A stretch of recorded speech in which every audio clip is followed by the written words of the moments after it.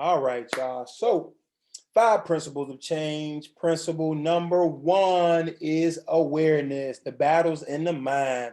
So, we definitely give you all some mind molding principles to change your mind.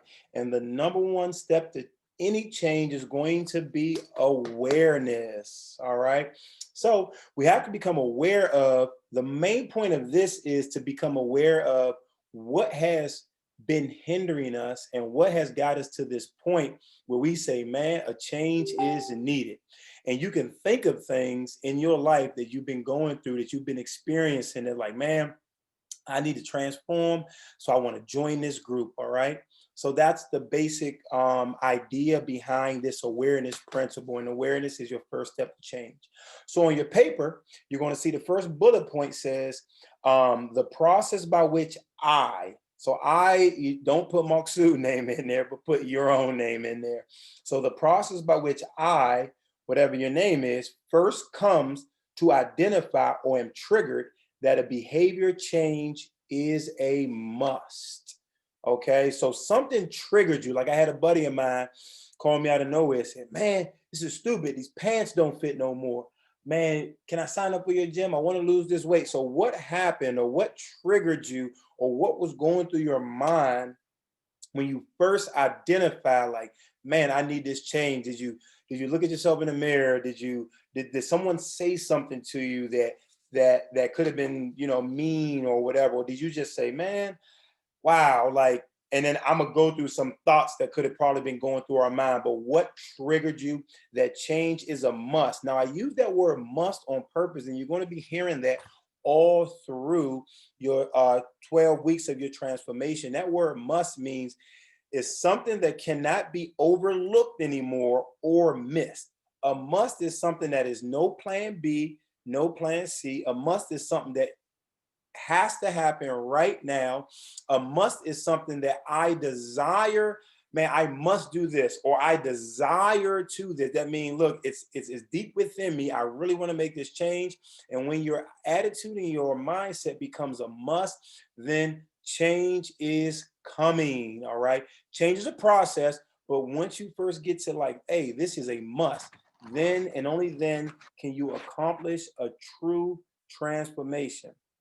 If things remain shoulds or wants in your life, those are things that are going to be like, man, I'm okay if I do. I'm okay if I don't. It's kind of not a big deal. Man, you have mixed emotions. You become double minded, and a double minded person is unstable in all their ways. So, you don't want to be double minded. You don't want to have those mixed emotions. You want to make sure this is a must, it's a desire. Like, I have to change. All right. So, that's the idea. What did you become aware of that you said, man, I'm tired of, man, I ain't got no energy. I feel like this, or something happened where you say, I must change. All right. So, letter A, the thought process. So we're gonna break down our thought process a little bit. Remember, change happens in the mind, right? If it happens in your mind, it happens in time, baby. If I see myself being in shape and something like that, it's gonna come to pass. All right. So the thought process. It's the first bullet point says a series of blank, which is a series of thoughts that came to your conscious mind to wake you up and make you aware that a change is a must.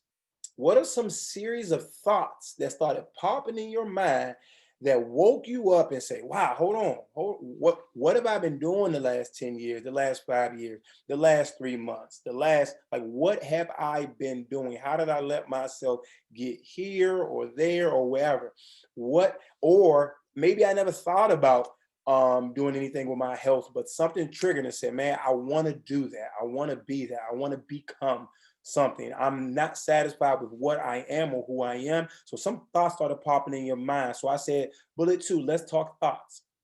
And these are just some of the popular ones that I have gotten over the years. Number one, it's crazy these clothes don't fit. Number two, I'm always buying bigger pants. Number three, I feel fat, overweight, out of shape. Number four, why do I never have energy? Number five, seem like I'm always stress eating. Number six, I hate my body, the way I look, and how I feel. Number seven, I used to be able to do this with no problem. It could have been something like walking up steps or carrying groceries or whatever. You're like, man, I used to be able to do that with no problem. Wow, this is crazy. That's a struggle. So number 8 is going to be something that you're going to fill in the blank, because I believe everybody, no matter who you are, myself included, if I could enter in, I'm like, man, what's some thoughts? Man, I used to be like this in college. Or when my wife first met me, I was this, man. Now I'm boom. Because I remember I got up to 238 pounds. I was like, what the heck? How did I let myself gain like all that? It was just crazy. So what thoughts went through your mind that you said change is a must? So that's something that you're going to fill in personally. Okay. Then we'll discuss. Remember, we family here. We can open up and discuss what's on here stays here. So you're going to write down something in there that came into your mind. This is you, because once you identify and once you write it down, it seems like it becomes a little more realer. Like, wow, you know, that's me. I admit that I thought this way. That's why I know I must change. All right, B, what I've identified. So this is a part of the definition that said the process by which Mark Suit Harrington first comes to identify. So what I've identified. So to identify something is to, this is the definition, to identify something is to establish something as the truth. Meaning if I identify, man, I ain't never been this heavy, because I was 238 pounds. Like I said, I've never been that heavy before. Like, so I identified that as truth. And that truth, once I sat and thought about it, that truth really made me free, because I was like, man, I don't want to be like that. So once you identify something as true, like this is a true statement. It's not, some people say, oh, well, you don't want to talk negative about, it's not negative, it's a true statement. So this is the thing that I have established as truth, and I don't want that statement to be true anymore about me. I don't want to be as big as I've ever been. I don't want to keep buying bigger clothes. I don't want my belts not to fit. I don't want those things no more. Okay. I don't desire those things no more. So it's a must that I change. Number 1, what are some things you have identified? These are the things, like I said, I have gotten over the years. Number 1 would be, I look and feel horrible. Someone said that to me. I was like, man, it's crazy. So they desire to change. Number 2, I have no energy. Number 3, I've let myself go. Number 4, my eating sucks. Like when I had to do a food track, and I was like, my goodness, like I can't believe like the food I was putting in my mouth, it was just crazy. It was like Burger King, Big Macs, McDonald's, Popeyes chicken, oatmeal cream. I was like, my goodness. So when I started to identify, like, man, my eating sucks, that was one of the things I became aware of that I needed to change so I can get this weight off me. I can feel better. My knees won't hurt or anything like that. So number 5 is going to be, what is something that you have established as truth that you're like, man, I don't want that to be true about me no more. Remember, this is all about awareness. What got me to this point? I don't want that to be true about me anymore. Now, this is the leverage we're about to get right here. So bullet point, the second bullet point in B is to associate. That word associate means to link, couple, pair, or connect. So now I'm going to associate whatever I found out is truth. I'm going to associate this thing closely with pain or pleasure. These is pain and pleasure are some of the 2 biggest leverages that us human beings can get. So pain, if someone feels pain, they're going to try to avoid pain at all costs. Meaning, like, if working out makes my knees hurt, then man, guess what? I'm going to probably stop working out. Or if to be overweight causes too much pain on the inside, I don't like how I look, I can't even look at myself in the mirror, that pain right there is going to drive me away from being overweight. So us people, when something is painful, like me putting my hand on the stove, I know I'm gonna get burnt. That's painful. So I'm gonna avoid putting my hand on the stove at all costs. Then the other one is pleasure. When we find something pleasurable, that's what we continue to pursue. That's why when we binge eat or overeat or emotional eat, we know it's those couple of foods we like, man, wish I can go for some Dairy Queen, man.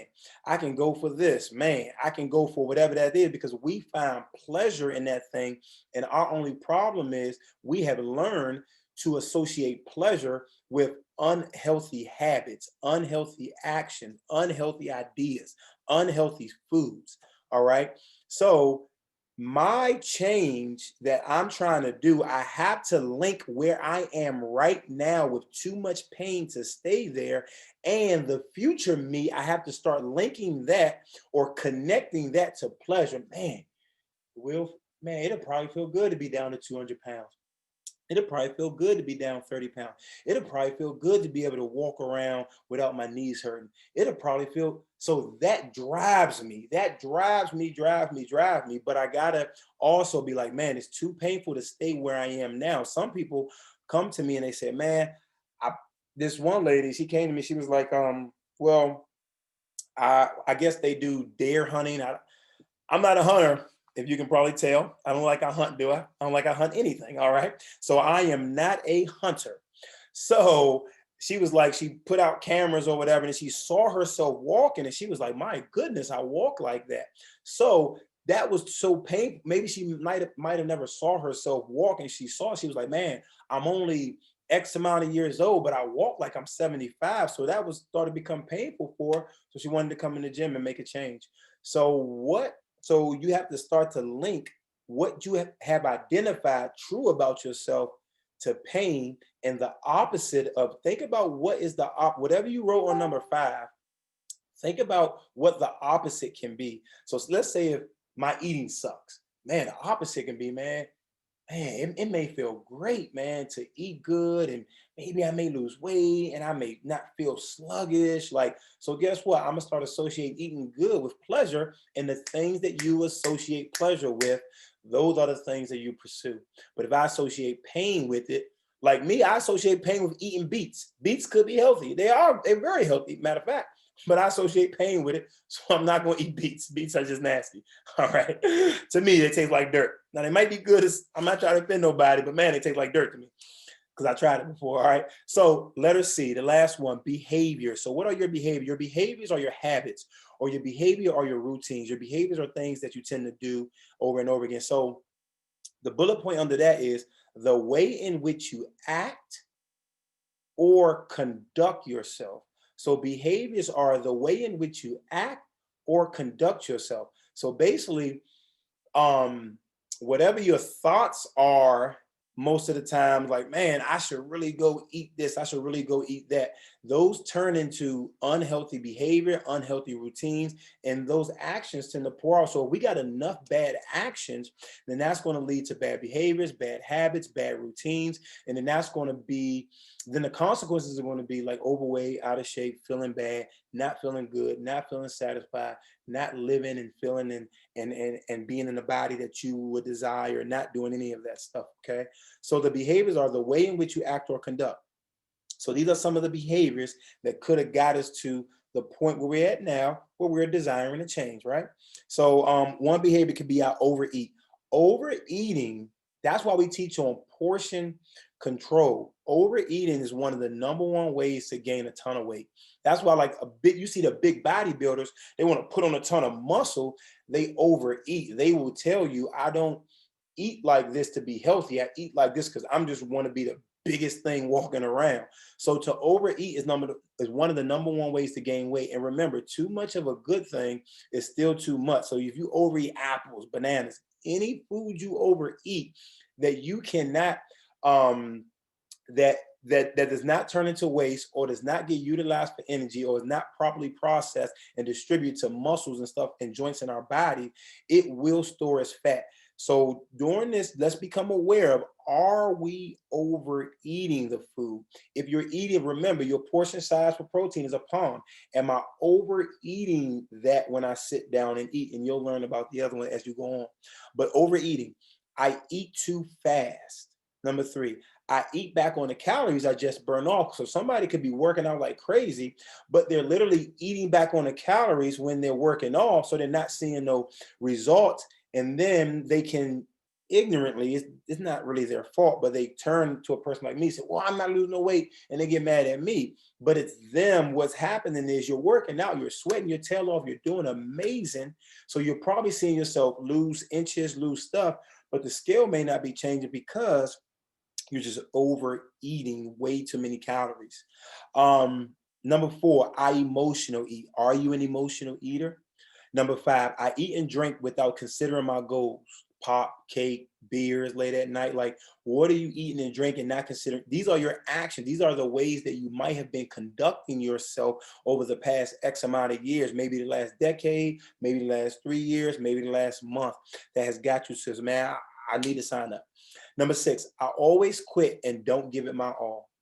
So we're going to learn more about that when we talk about empowering beliefs. You can't think like this. You can't act like this, because if you think, if you always give up and you don't give it your all and you quit, those are actions which become routine. So then you train your body and you train your mind always to quit. You don't train your minds to persevere. You don't train your body to push through. You always quit. Number 7, I am constantly pleasing others and forgetting about me. This is a lot of my moms out there over the last 4, 5, 6, 7, 8, 9, 10 years, until kids get off into college. It's like, man, I got to do this for my kids. I got to do this for my kids, which I'm not saying don't do stuff for your kids. But what I am saying, don't neglect your health, because let's say if something happens to you because of your health, then you're going to really neglect the kids, right? Because you're not going to be able to take care of them. Number 8, I make poor food choices on the weekend, at night, at social gathering. Is this my habit? Do I eat good during the week, but on the weekends, my eating sucks? Just being real. Do my eating suck at night? When I go to social gathering, do I give in to peer pressure and my eating sucks? So have I been doing those things? Number 9, I constantly make excuses and give into pressure. These pressures can be internal or external. I mean, external means people from the outside trying to pressure you. Internal could be like, man, I'm you just thinking badly about yourself. Like, I can't do this. I tried before and I suck. So, man, no point in me even giving it my all. Number 10, I do the same thing expecting different results. That's insanity. So if a person is saying, man, I'm trying to lose weight, but I keep doing the same exact thing, that becomes a habit, that becomes a routine, and you get stuck and you plateau. So whenever you plateau, if you're losing weight, it's time to switch something up. Maybe we look at our portion sizes. Maybe we look at the exercises that we need to be doing, something, right? So number 11 is going to be something that you personally write in. So what is a behavior that you think, what is some or a way that you have been acting or conducting yourself that has caused you to let's say gain weight or not have the energy or feel like what? And it doesn't have to be like, oh, I eat this way. It could be like, man, I just not active. Man, I've just been neglecting my health. Man, I just sit all day. Man, this, like, it can be whatever. What do you think is a habit? Because you know you better than you. I mean, you know you better than me. So I can't say, well, you did this, you did that. No, you know you. So what is something that you have been doing that's become a routine, that's become a habit, that has caused you to get to this point where you're saying, man, I need change? All right.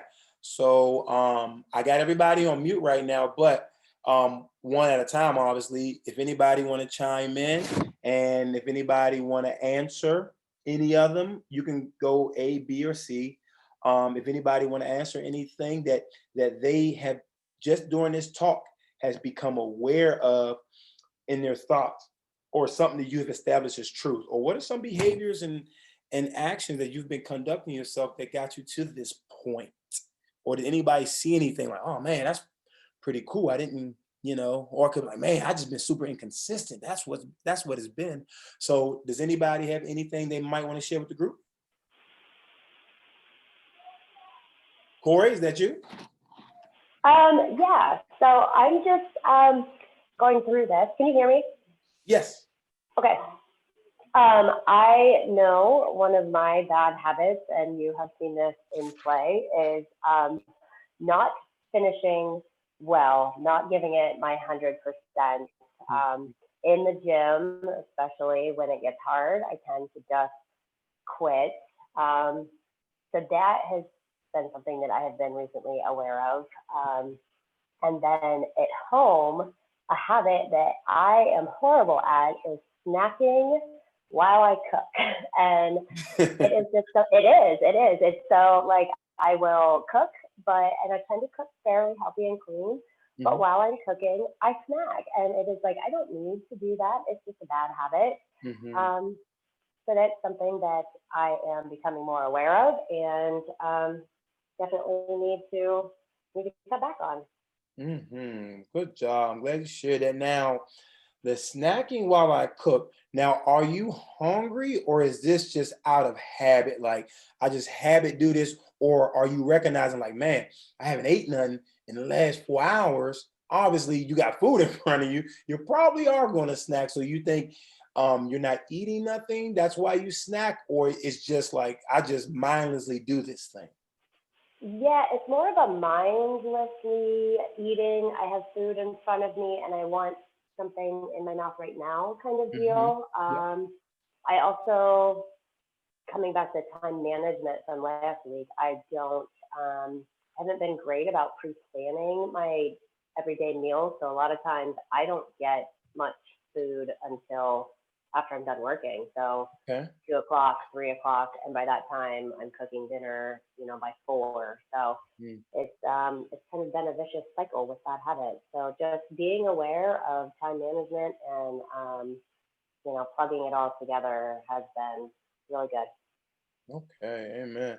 So, and this is great that Corey said that because the snacking while I cook, now we see because we're becoming aware and mindful of it, it's mindless eating. Just mindless eating just means when things are a habit and you're not even because habits come from your brain. What I mean by that is our we are wired a certain way because of our past or because we just naturally did something a lot of times. So it just comes natural. So mindful eating is I'm using that rational side of my brain and I'm saying, man, I'm about to eat in 10 minutes. So I shouldn't probably be snacking on this food. So one of the issues Corey brought up was mindless eating. So we can switch that to mindful eating by just literally becoming aware of, look, I don't put that down. I don't need that. And like she said, was great. Glad she brought that up. The time management issue, because man, I just do so busy. I go, go, go, go, go. But it all starts from, like Corey said, in the morning or the night before or the week or the weekend, I didn't prepare. So you see how because we're not prepared for the battle of the stressful day, then we fall victim to these crunch situations where we fall back into the mindless eating. It's a vicious cycle, but because we're becoming aware of it, we can say, all right, tonight, I know I'm gonna be at the gym for X amount of hours. So if I'm gonna be at the gym for about 6 hours or whatever, I know I need to at least let me pack 2 servings of protein, 2 servings of veggies, 2 servings of whatever. So then when I come home, I'm already good. Let me pack 2 bottles of water. So yeah, so these are things that we can do if you are a big time snacker. It's just you could be snacking because you're hungry, or it could be habit, or it could be just because this is something I do. So being prepared can help that out. And not finishing well is challenge yourself one time. Try to finish well one time and see how good that actually feels. And then so when it comes to not finishing well, it's like that can easily be challenged by trying to finish well one time. So then when I finish well one time, I break the vicious cycle. And then I finish well the next time. And then I do it the next time until that becomes as my immediate response as not finishing well because I naturally when I'm working out, I'm always trying to go till I hear a beep because I'm like, look, I don't need to look at the time. I need to go until I hear a beep. That's how I'm trained. That's how I'm wired. So anything else would be weird to me.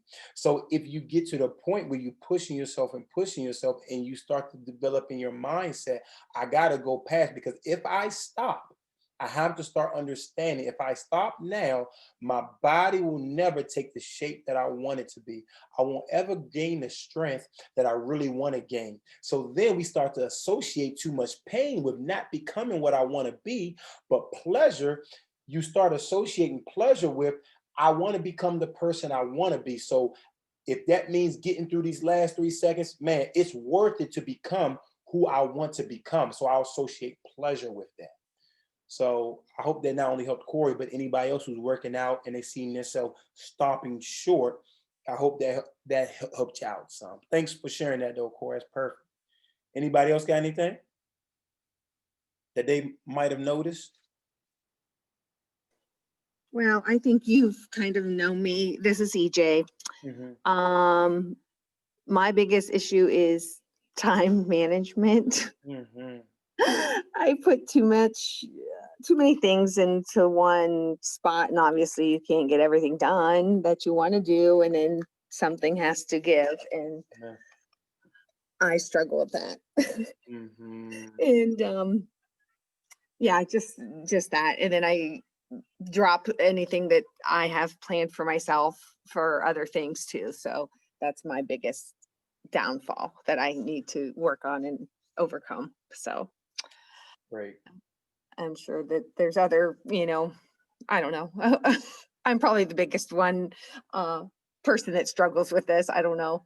Seems like everyone else has their stuff together. No, look, everybody ain't got this stuff together, girl. I'm gonna tell you that right now. No, no, no. So that's great. So that is a truth that she has identified herself. Basically, she's saying, I have no time management skills and I always put myself last. So remember the teaching that we went over. So three things that stuck out to me as she was speaking that I caught in my spirit was number one was overcommitting. So remember on the time management thing, I said one of the hindrances to becoming a good time manager is overcommitting, meaning that I promise Corey, I promise Sarah, I promise Jeff, and I promise Steve that I can be at the grocery store, at the gym, and at the library all at one time. So I overcommit. So guess what? Then I got to tell two of those people no.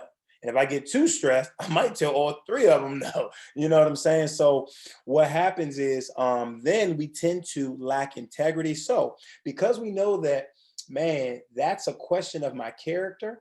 That's a question of do I really want this thing bad enough? So it becomes a question that, and I don't want that stigma to be on me. So number one, we're not overcommitting. We're going to look at that. So that's why I had us make a list of our tasks and of our must. And when you make your schedule, I think me and EJ did a great job of it. EJ is on point right now. She's just saying the struggle that she got, but she's doing really good right now. She's on the Zoom. She's doing her workout. I've been checking her habit share. It looks amazing. But in the past, this has been a big hindrance. So what happens? It leads to abandonment of things that was once a must to me. Oh man, but this comes, and then I say, oh well, forget it. I might as well. So we don't want to abandon what was a must, and then that screams no me time. I have no me time. I'm constantly pouring myself out, and in the big picture of things, it's not nothing wrong with self-sacrifice and everything like that. But when it comes to your health, so we're just talking about health right now. You can't sacrifice your health, like I said, because outside of your relationship with God, to me, is nothing more important than your health. We can say family, but at the same time, if my health as a father becomes very bad. I got this son. Now my son wants to play, he wants to do all this stuff, and now my knees hurting and I'm winded and I just can't even, man, then guess what happens? I get frustrated at him. Okay, well, how good of a father I am now. But if I keep myself healthy now, when he gets of age and he wants to do all these things and have all these activities, then I can be there, I can run around with him, I can make it extra fun. So no me time, the abandonment of my must and overcommitment. So those are all the things that EJ really pointed out in time management. So you all making a list of our must and plugging that must into our calendar. I think Jeff did it pretty great today. He texted me and say, is this going to be my schedule? Because I got a lot of ministry stuff and I got all the stuff I got to do. So I want to make sure I have my must in my schedule. And that was perfect. So because he knows now, which wasn't before, a new must became him putting his health he's now valuing his health. He's now putting a priority. He's putting a price tag on his health. So he's like, look, man, I want to get healthy. So is this my schedule? Oh, I respect that. That's awesome. Yes, this is your schedule. Put it in. He even said this is his must now. So that was pretty cool. So yeah, so thanks EJ for sharing that, but I know you're not the only one. So remember, overcommitment is going to cause us to abandon what things were a must, and we must make the me time. This is my me time. Hey, look, y'all got to do it alone for an hour. Okay, can y'all survive alone for an hour? All right. I hope y'all can, because I got to do me right now. If you want me to perform at my maximum and optimal capacity of being a mom or being a dad or being a husband or being a wife, you got to give me this hour. I just need this hour. I don't need it every day. I just need it 3 to 4 days a week. You know what I'm saying? I need this 1 hour to get me healthy. Anybody got anything? Steve? Yeah, I think, can you hear me? Yes, sir. Mine is probably the direct opposite. Okay. Until I started coming to the gym and how I feel about myself, I knew it was bad. And when I see those videos, it looks worse. You silly. But my the part of it for me is when I see the moms come in and bring the kids, and I just ordered the meal prep from Brienne, but I don't even go grocery shopping and cook my meal. Somebody else does. And then I see the moms coming in with the kids. And then I heard somebody telling a story the other day how they got to eat healthy. Then they got to cook for their husband. Then they got to cook for the kids. I didn't really realize how bad my time management was, because I mean, I only have minimal grocery shopping. Somebody else cooks my meals. And there's nobody else in my house. And I have all this time. I could be at the gym 6 hours a day instead of 1 hour a day, 3 or 4 times a week. But I didn't realize how bad my time management was until I heard what some of the other people do. I mean, real bad, like horrible bad. No, look, that's Mine. called truth, and the truth will make you free, man. So that's something that he has identified as truth. So now he identifies that truth. So now the goal is, like the second bullet point says, associate. So now I connect bad time management with too much pain, meaning bad time management will keep me unhealthy. So guess what? I can now associate by just doing the one thing of being a better manager of my time. I believe just by doing this one thing, I'll be on the right road to my optimal health, to my vision, to my future self, to the body I deserve, the health I deserve, the health I truly desire. By just doing that one thing, sometimes we're only one step away from getting to where we need to be at. But Steve's super.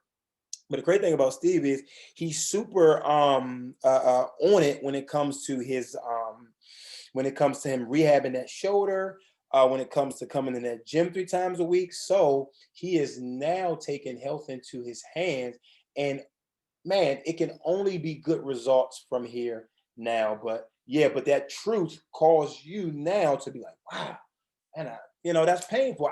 I'm basically stopping myself. I thought it was all these other things. Now I look around and say, no, it's me. All right, I can do something about that. Thanks for sharing that, Steve. Anybody else? Floor is open to anybody. I have a question. Hold on, Sarah. You're next, Tracy. Okay. Oh. Is that okay? Okay. We're just going through and filling out the notes this evening as you were teaching. One of the main things that made me aware of a need for change is just definitely always, not always, but for probably 90% of the time, sitting out on things. Maybe activities with the kids or just being on the sidelines versus being fully involved. So that's kind of like an important reason that this is a must for me, to be able to participate fully with my family with things. But also, one of my main lacks, and EJ, you're not alone, completely not alone, in the time management and everything, because yeah, I definitely have little together. So, but one of the things is that I don't, and you already talked about that a little bit, is that I don't prepare ahead. So then my food is everybody else is eating because I've made sure that everybody else has their plate or has their food, their breakfast on their way to church or whatever. And then I'm not fed yet. And so I'm trying to grab something easy or something quick because it's the last minute and we need to go. Or I have all of these wonderful things in our fridge to cook. I love to cook from scratch, but I don't have things prepared, vegetables cut up or chicken cooked ahead or any of that. So then I don't have that stuff easy to grab when I need it or want it or could use it. And it's sitting there and it's lovely in the fridge, but it's not prepared. So that's Good. kind of just, yeah, kind of where I'm at with those things. And also just maybe not choosing to use my time as well as I could.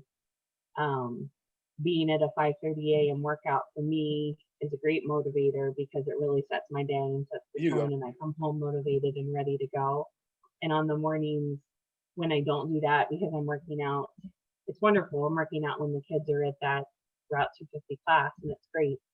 But it's also later in the day, and then more of our day is taken up. Whereas those early ones are just able to set my day for a good tone. So that's all. Thanks. Hey, that was amazing. So first thing I caught you said, man, look, participating, not being able to participate with my family, man, that's just too much pain. So once I start to link that with too much pain, I will never again be a sideliner. I will never again watch. I will be a participant. Look at my kid, because your kid's getting bigger, they're getting stronger, they're getting faster, they're kicking butt. So look, mama gonna keep up. All right. Look, I'm gonna throw the ball right at your head, boys. You know what I'm saying? So you're gonna be able to keep up. You're gonna be able to have a good time because you're doing something about that. And the great thing about the meal prepping thing is man, I just believe our one habit strategy is so masterful because it's like, all right, now I may not have everything together just yet within this first week, but if I can at least prep out my protein, I know that I'm getting my protein in its serving sizes. And look, I'll continue to learn a little over, a little over, a little over, a little over, a little to be able to do the other things. But at least look, and then this is one thing I've done, and it could work for a lot of people, but it just may not work for some people. But one thing I did was because I learned that man, the longer that food sits in there, the better my chance of going to McDonald's going to be. The better my chance of stopping past the convenience stores, and the better my chance of making poor decisions going to be. So what I've done is I have started now, either my wife going to do it or I'm going to do it. But what we've been doing over the last, man, we've been doing it. So it's become a habit probably the last year. When we go grocery shopping, we set aside time for grocery shopping and food prep because we have, I believe, mastered food prep. I'm not saying I'm perfect, but I've mastered it to the point of I live right around the street from Walmart. So let's say I got between 7 to 8:30 because I got to be at church at 9. I got this little church class in the morning on Sunday. So let's say if I go Sunday morning, I go shopping from 7 to like 7:45. The moment I get home, I already know how to throw my veggies in here. I know how to put my meatless meat stuff in the oven. I got food cooking on the stove. So by 8:30, I'm done with all my meal prep and I got everything in its containers. But I'm cooking multiple things at a time. I'm using oven, I'm using stovetop, I'm using microwave, and I brought some trail mix for my healthy fats. And I got fruit and stuff for my smart carbs. And man, you can buy sweet potatoes, put in the bag, put in the oven. That's 8 minutes. Frozen green beans, frozen whatever. I put that in there. That's 5 minutes of cooking. On the stove, I'm making my quinoa or my brown rice. In the oven, I'm chopping up my tofu and putting everything in there with my meatless meatballs and my black bean burger. So I always try to allot myself time when I go shopping, also to meal prep. Now, just starting off, you might want to start basic. You might not be Ratatouille when you first get started and cooking all that stuff. So you may just want to keep it basic. Like, okay, I know if I buy salmon don't take long. Salmon take between warming up the oven and cooking. I know salmon takes about 30 minutes. So I'm gonna go grocery shopping. The moment I get in the house, boom, I got my keys and stuff like that. But I'm gonna turn my stove on and get my pan out. Then while I'm putting my stuff away in the house, now my stove is gonna be ready then I take my fillets out there, put them things on my pan or whatever, or I put it in the hot water if I need to frost it or whatever I got to do. And then then it start to cook. So I learned that because the longer the food stays in my freezer or my refrigerator, I'll just, especially after a long day like today, I was at the gym like all day. So I go in there like, man, I might as well just go back out and grab something real quick. But me, guess what? I just grabbed me some mixed veggies out of there, my meatless meatball, put some teriyaki sauce on there because I don't eat stuff bland. Put some teriyaki sauce on that thing. And look, I was good to go. I had me, I think I had orange too, and I had me some quinoa, but I didn't have to come and think. So I'm tired. So when you're tired after a long day, what's the first thing that goes? Your mind. So then it becomes mindless eating, or your brain takes over. We will call it your flesh. Your flesh takes over, and it's like, oh man, I just, I'm just hungry. I don't care. So, but that's why developing good habits is a great defense mechanism against being tired, not having time, poor time management skills, being prepared, and developing this skill of meal prepping and stuff like that is going to be a good defense system to help you out with time management. Okay, so I hope I answered what you said, but that was great. That was great, and I love how you're starting to associate pain with not participating with the family. You said, look, y'all in the gym. Well, I'm gonna get in the gym too. Y'all ain't gonna be getting all working out little kids, and I'm not gonna be doing it. So yeah, that's amazing. That's amazing. I think when you first came, Sarah, you was a little hesitant, but we got going and it was good. And now you just look. I say, Sarah, do you want to take? Say, nope, I'm getting up at 5:30. I say, okay, Sarah, 5:30 it is. You get up, girl. Oh, you better than me. Go ahead, do your thing. So that was awesome. Tracy. Okay, hi. Hi. I have a question. Yep. So this has been going on for a long time, but I did have a handle on it once. Okay. And I get up in the middle of the night, like maybe used to be once, but now it's about twice a night. And then I just eat whatever's there.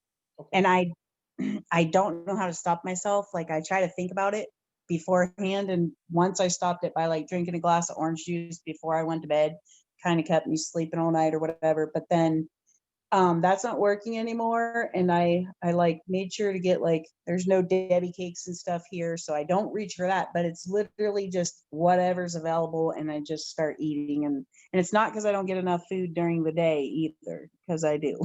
Mm-hmm. So I wondered if anybody had any ideas to help me get a grip on that.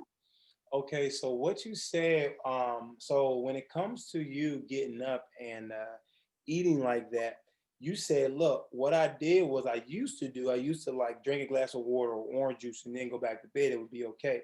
Those things were called pattern interrupts. So a pattern interrupt is something that at that moment I get an urge, I do something quick and decisive that interrupts that negative pattern of behavior that I was partaking in. So that was a great pattern interrupt. Now it's like, well, that don't work no more. So now I have to search for another pattern interrupt. So, okay, so a couple of questions.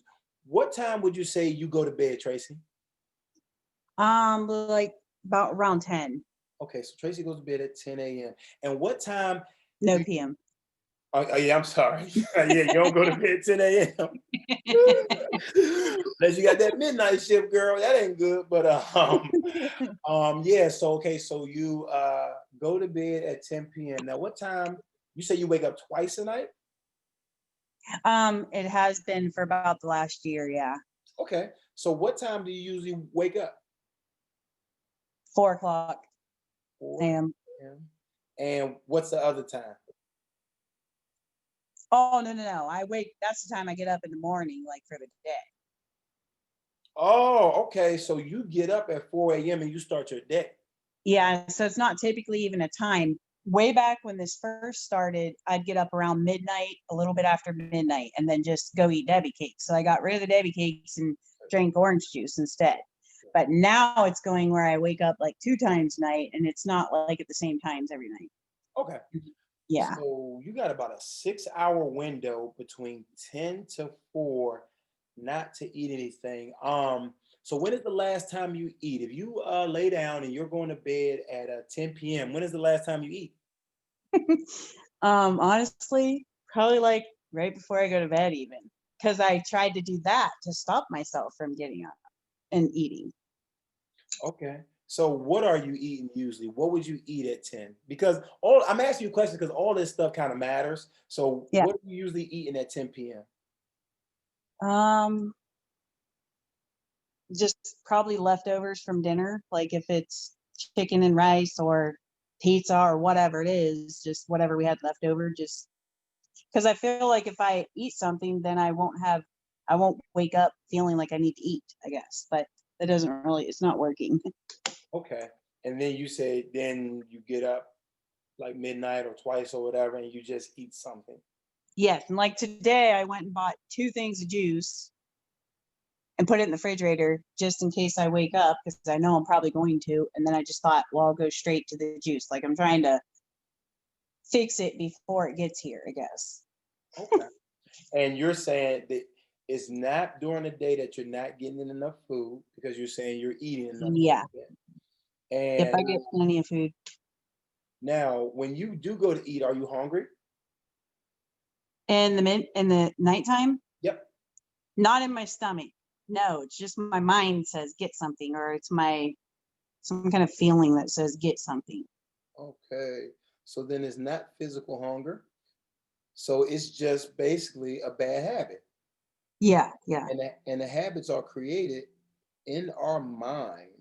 So correct. it's in my mind. So you say, man, I have to eat something. If you don't eat something, then what happens? Have you ever not ate something? Um, I go back to sleep, but I wake back up or whatever. I don't know. Yeah, I have. I have. So when you have not ate something and you got up at 4, how did you feel? The same as every day. Like I usually don't eat during the morning hours very much, and then I'll eat at lunch and at dinner and then snack all night long. And what brought this question up was because what Corey was saying about her eating while she's cooking or whatever. Well, I do that too, but I can fix that because I'm awake. But it seems like because I'm so groggy or something at night, I don't have much control Okay. on myself at that time as I do during regular waking hours. Yep. So you wake up at 4 a.m. and then you don't eat till about noon. Yeah. Okay. So that's Well, that's a drink milk. That's about it. so that's about 8 hours. Yeah. So what you're doing now is okay. So this is how our body really works. Unless a person is purposely doing something like intermediate fasting. So That's let's what I was trying. Yeah. yeah. Okay. So intermediate fasting. The only issue with that is you're starving yourself. So what happens? You're making up for it at night. Oh, okay.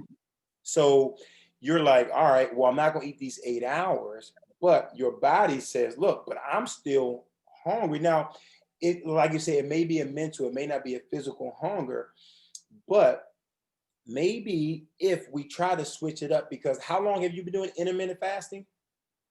At least 6 months because I've been trying that, Okay. because I thought it was the new thing. It's supposed to help you burn fat better or something. And Yeah, no problem, no problem. So what I want you to try to do, and we're going to monitor this. I'm gonna write this down. So whoever your coach, I'll be. I think Corey's your coach. All right, yeah, yeah. sure. So we'll be compensating. But what I want you to try to do is over, let's say these 2 weeks that we have, I want you to try to eat some because obviously, okay, so you've been doing it for 6 months and it hasn't been working. So like Right. I think one of the things I put on there was doing the same things, Yes. expecting different results. So that would be considered insanity. But the great thing about it is you're becoming super aware of it. So we're going to try to switch that up. And all them extra snackings is because you're really hungry. Only reason why people really supposed to starve themselves is when they don't have food to eat, like children in Africa or China, or some people that like poor, they just But we as America, we don't have that issue. So in Right. order for something to be sustainable, I'm never going to teach you to starve yourself for 8 hours because I know the typical human being, you're hungry. So guess what? You probably find yourself snacking, eating a lot the rest of that day because but if my body gets used to, let's say in that 8 hour, if I eat 2 small meals, so I get up, so like let's say okay, you're gonna go to bed tonight at 10. You go to bed tonight at 10. Mhm. If you get up, I know it's gonna be hard, but if you get up, I want you to either drink something or a pattern interrupt can be something like, man, I pick up a book or something. So put something in that kitchen or around or whatever that stops you from getting into that. Like even if you got to hire a little guard dog, it's like, no, don't put a guard dog right there. But you can put you something like a book or your goals, or put something there that you have to see before you go in there. Then when you do Okay. get up finally at 4, or if you want something, make sure it's a drink or something, or even it's like worst case scenario, if you do have to eat something, which we want to stop the eating, but let it be like a fruit or a veggie. But so let's try to stop that eating right there. But Okay. when you get up at that 4 and stuff like that, your body may not be hungry, but if you can make some type of smoothie or something that's easily digest, even if it's yogurt with some mixed nuts in there, like protein yogurt, like Greek yogurt or cottage cheese or something like that, you can eat that. Then around that 8 o'clock range, because that'd be almost 4 hours later, we should never really let ourselves go over 4 hours. So once you get to the 5 hour mark, it starts to become into the danger zone, like feed me, feed me, feed me, or whatever. Okay. That's what starts to come up. So we can eat 2 smaller meals then, and then when you get to that 12 o'clock, then you'll eat probably another little snack, then you'll have dinner. Then if you want to eat something like a protein closer to that bedtime, and see if those smaller meals, because one, eating smaller meals, because especially if they got protein in them, it's going to Okay. start speeding up that metabolism, causing you to burn fat, lose weight, burn calories. And it may just stop that 10 to 4 because that's only a 6 hour time frame. And doing something that puts you in a deeper sleep could be something like reading before I go to bed, or because it may be like, man, I keep waking up because I feel uneasy or something, or taking a warm bath, or I'm listening to, I know me, I just like listen to like worship music, gospel music, or something that tires you out Mhm. towards that nighttime, that relaxes you more so than anything. You understand what Okay. I'm saying? That makes sense. Yeah, so let's try that. Let's try not to, because this is something new, because we want different results. So let's try not to bring something old Oh, into something new, meaning the intermittent fasting thing, because we can say, well, it probably really haven't been working. So let's literally right. jump all in and let's try something new real quick. And then me and Corey will be monitoring that over the next 2 weeks and seeing what type of results that we're getting from that. Okay. How Yeah, does that that? sounds like a great plan. Okay. All right. Yeah. Thanks, Tracy, for listening. That's cool. Thank you. Yeah, no problem. So anything you may have to write or put in that kitchen or something, and if you are, you got your juice, you got your water, which those are going to be better things for you to do if you have to. But let's try to get a new wind down routine, maybe an hour before you're about to go to bed. We cut off all blue lights, because them lights starts to mess with us, kind of make us wake up, keep our mind going. Maybe we get off of social media. Maybe we start to wind down like that, reading books. I don't know what it could be, but maybe we try some different wind down techniques that may help us sleep better through the night as well. Okay. Okay? Yeah, thank you. Yep. And then we're going to see how we go. Yay. All right, my girl. I'm happy. I'm excited. I know you Me excited, but too. it's 7 o'clock, you all. So I'm about to go on to the level Okay. 2. But I appreciate everybody.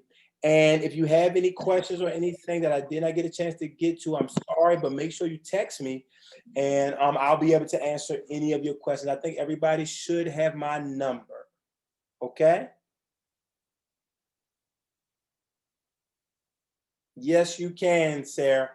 I got you, girl. I got you, Sarah. All right. Thank you, everybody. Goodbye. Thank you. Bye-bye, you all. Great job. Bye. Bye-bye.